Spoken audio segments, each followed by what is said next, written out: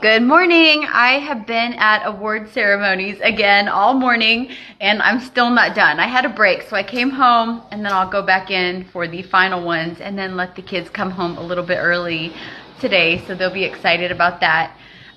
We opened the pool today, so that's exciting, but it's going to be rainy all day, so they probably won't get to swim today, but the pool's open for the summer, and so we're so excited about that. And I'm having the house power wash today, so lots going on here.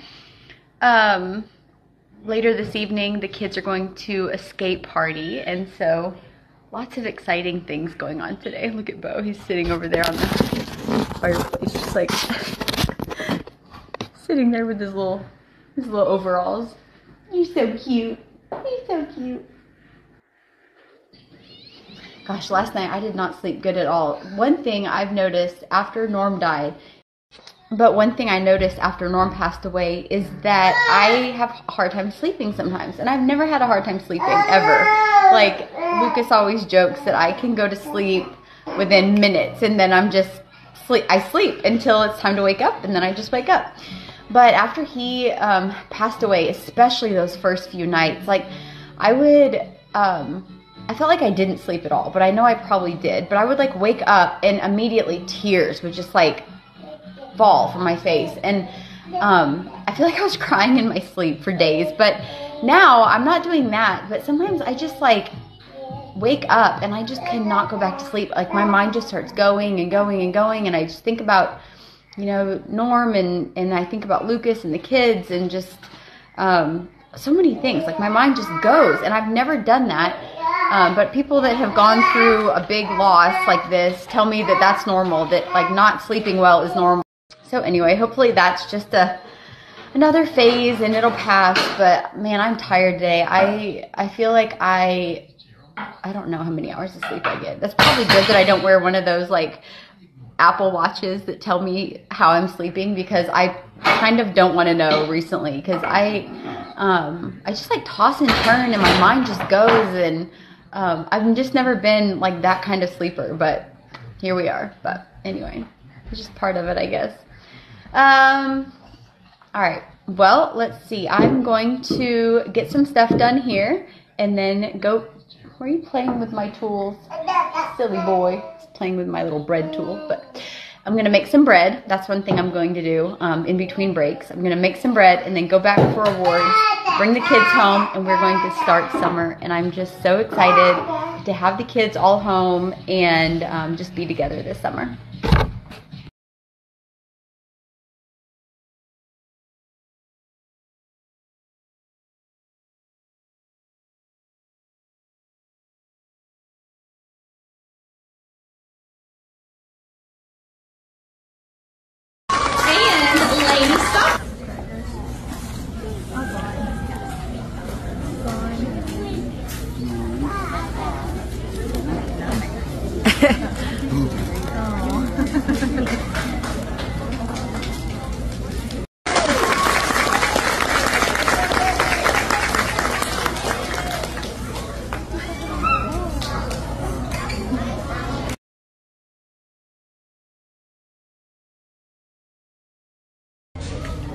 Jace Brown.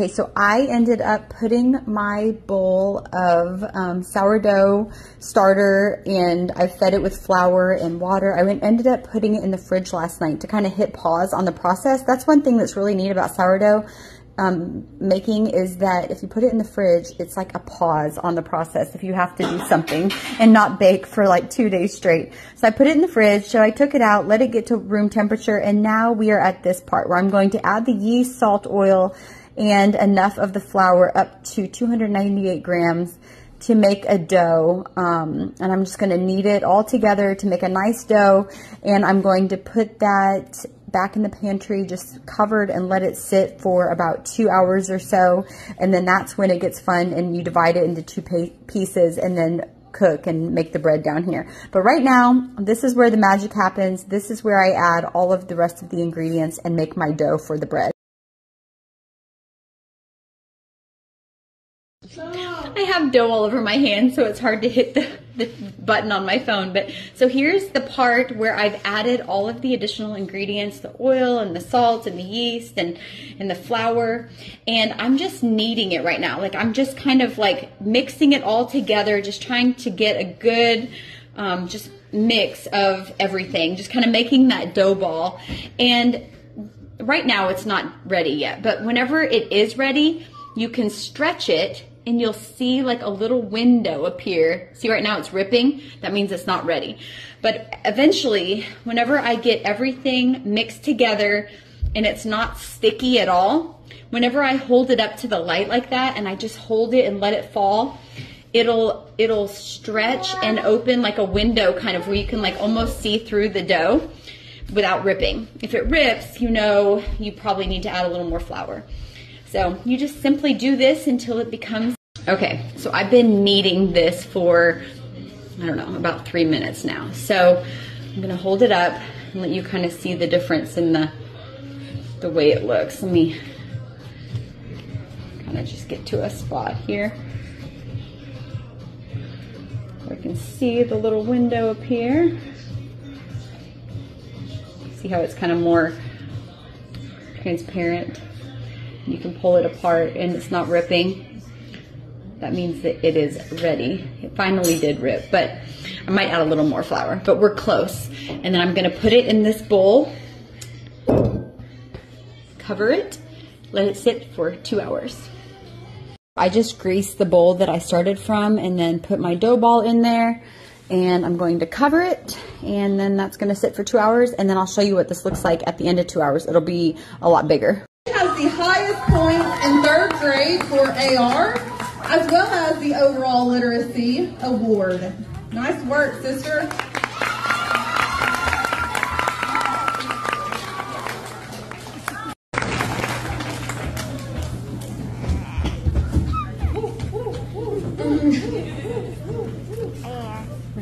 And Ms. Beaver's going to talk a little bit about the design and build team and competition.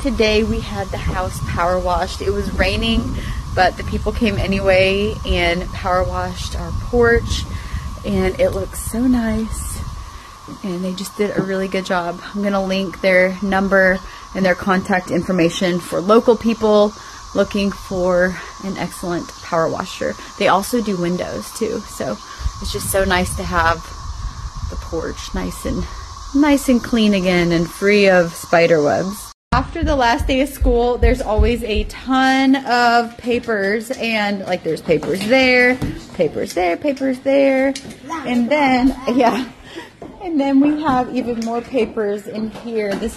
I keep all the special papers in here organized by child. So it is time to go through that, and what I do is I put holes in the items that are special, like a 3-ring binder holes, and then I put it in a binder, and then the binder goes in the reading nook. So that's the next step.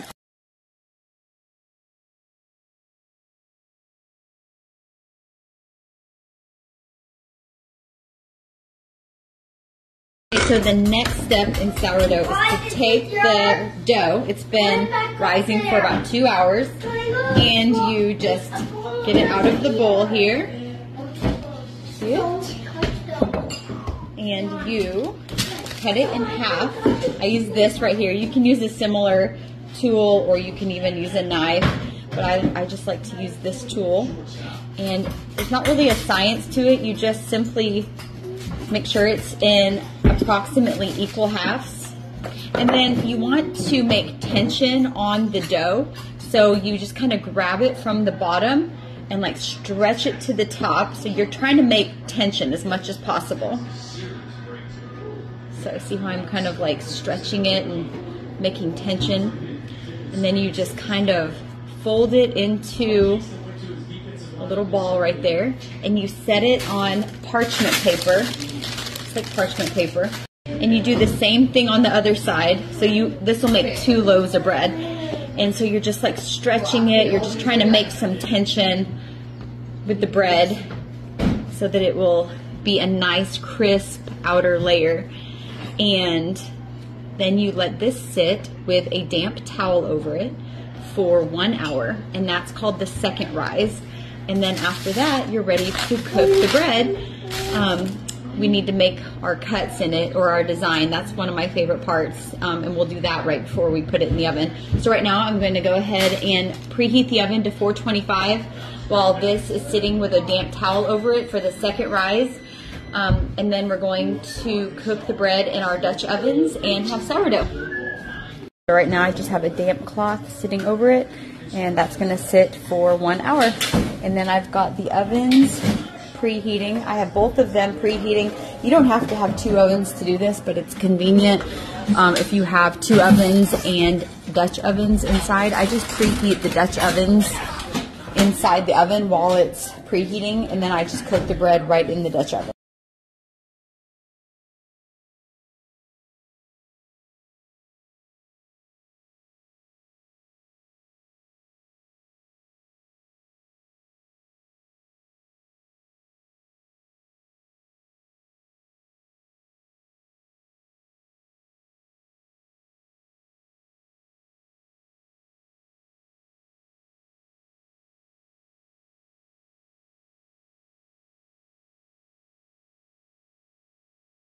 Okay, so now the cinnamon rolls are going to sit and rise for about 2 hours. So these are so many cinnamon rolls, but my family can eat 2 just with just us. And then I'm going to send 1 for maybe Lucas's office, or I don't know. There's always people to eat cinnamon rolls, but I'm just going to let these sit right now and rise. There's so many ways to cut cinnamon rolls. I just use like a little like cake spatula kind of thing to cut them. This time you can use a butter knife, you can use dental floss, you can cut the dough and roll them individually. Like I've tried different methods, and I've noticed that it really doesn't affect the taste of the cinnamon roll. So I just usually cut it with like a cake spatula or a butter knife, and then I just put them in the pan and let them rise for about 2 hours. So while the cinnamon buns are rising, I'm going to go ahead and make the icing. So that's pretty much powdered sugar, salt, butter, vanilla extract, and milk or heavy cream. And I'm going to mix all that together times 3, maybe even times 4, because we like a lot of icing around here. And then once they are done rising, I'll put them in the oven. I might even make them tomorrow. If I wanted to make them tomorrow, I would just simply put them in the refrigerator and then take them out in the morning and cook them at 400 for 25 minutes and then let them cool and add the powdered sugar or add the icing. I might do that because that way they can have them for breakfast tomorrow.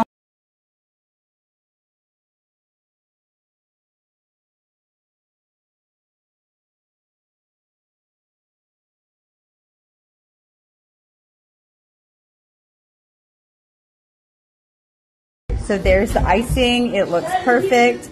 I made a triple batch, and that's going to be the perfect topping for the cinnamon rolls. So now I have added a little bit of flour to my dough, and it has sat for the second rise, and so it's ready to be put in the oven now. The ovens are preheated, and they have the Dutch ovens on the inside that are nice and warm. And so I'm going to just set these in there for 25 minutes, and then I'm going to take the lid off of the Dutch oven and let them sit for another 7 or so minutes to get them nice and crispy on the outside. But first I need to make my design. So I get a razor, and the purpose of the design is not necessarily just to be cute. It's actually for function, because the sourdough, it expands whenever you're cooking, and it's going to burst open if you don't cut it. And so if you cut it, then it gives a little bit of kind of structure for it to open up on whenever it rises in the oven.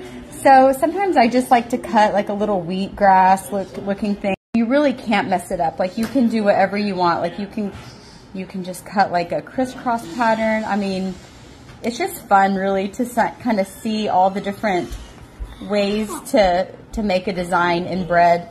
So I'm just going to do this on that one, that on that one. I'm going to go ahead and put them in the oven for 25 minutes in the Dutch oven at 420. So then I take the, oh, that's so cute. I take the lid off of the Dutch oven and I put it back in for about 7 minutes. I keep checking it to make sure it's like the right amount of brown on the top. I like it really crispy.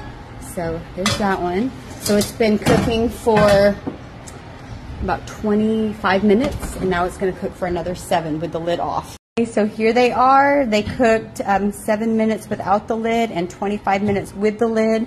They look awesome. So next I'm going to let them cool completely before I cut into them. That is the hardest part, is just waiting until they are completely cool before cutting into them.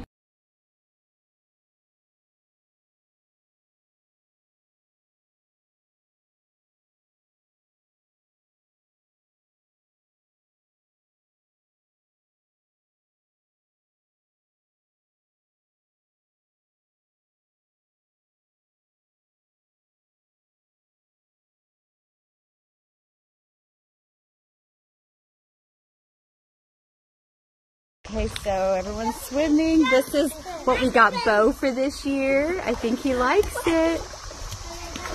It has a canopy that goes over it for when it's really sunny out. But this one was like highly recommended. He can lean forward on it, and it just seems like one that, oh, did you get splashed? So anyway, I think this one will work pretty well. And so how we keep the pool safe is we have an automatic cover. Right now it's got a lot of water in it, but it covers the pool every time we get out of the pool. The cover goes right back on it. And so every time the pool is open, like right now, there's always an adult out here. And then whenever we get out, the cover goes right on it immediately. So there's no time between when there's an adult not present and the pool covered. So that's how we ensure pool safety whenever the kids are swimming.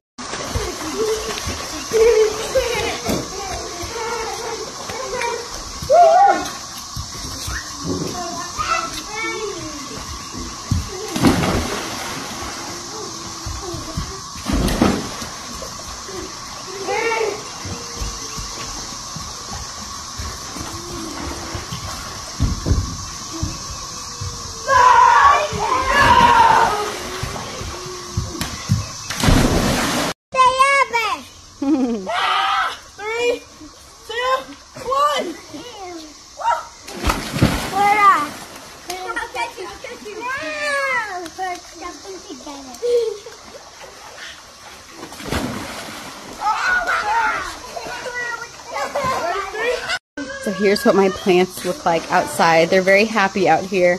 I never thought I would be a plant lady, but here I am tending to these plants every day. So fun. And Bo's just as happy playing out here on his little jungle gym. He says, I have no interest in the water. I just want to climb.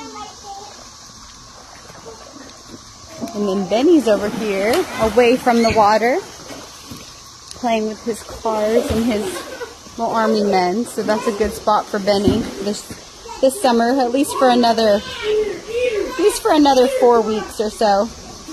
He's being a good sport. And luckily it's not too sunny out, so it's okay.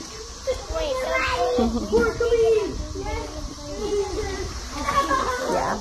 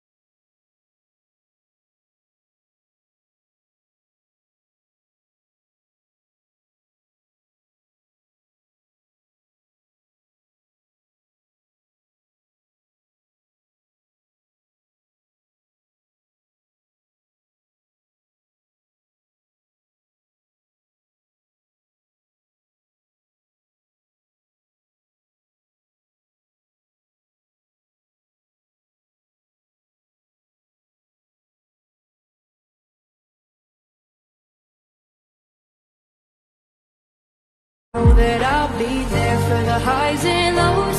Give you mine if your heart gets broke. By your side when you're all alone.